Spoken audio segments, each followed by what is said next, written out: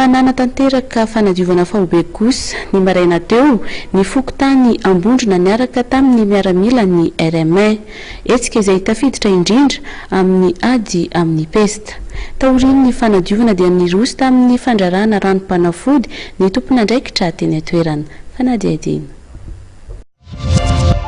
Manao etsika fanadiovana avokoa ankehitriny ny ankamaroan'ny fokotany sy eto amin'ny tanàna Antananarivo. Nanatanteraka ny azy ny tetsy amin'ny fokotany ambondrona Soarana Oranalakely Androany. Nisy ihany koa tamin'izany ny fanentanana nataon'ny tompon'andraikitra eo anivon'ny fokotany amin'ny ady atao amin'ny aretina pesta.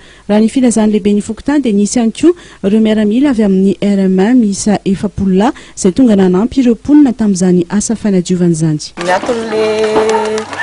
Anaovanay fokotany eto ambony Soaranalakely rehefa fanadiovana faobe zany a dia le eo amin'ilay aretina pesta izay mianaka eto Antananarivo renivohitra dia araka ny fanentanan'ny ministra ny fahasalamana ny fokotany dia mandray andraikitra izay ka ny anay zany nataonay androany le fanadiovana faobe dia mientanina ny mponina tsirairay avy mba samy tonga daholo dia samy mitondra ny karnesa fokotany izay tsy tonga zany ny anay dia nasiana idina mihitsy satria raha tsy asiana izay tsy ara-entana amin'ilay fahadiovana indroa isam-bolana zany fanadiovana faobe fa isan'andro zany izay dia manadio foana aloha izay manana mpiasa ny RFD izay miisa 10 eto amin'ny fokotany izay didinay dia ireo mpiasa ireo zany no makafako sy manadio tanàna isan'andro isan'andro. Baiko entitra moa no nomeny ny Premier Ministre lehibe ny gouvernementany amin'ny anatanterahana fanadiovana manerana ny fokotany mba hamigorana ny aretina pesta. Taorian'ity fanadiovana faobe tetsy ambondrona ity dia nisy ihany koa ny fandrarahana fanafody mamono bibikely izay ny fokotany ihany no niantoka azy.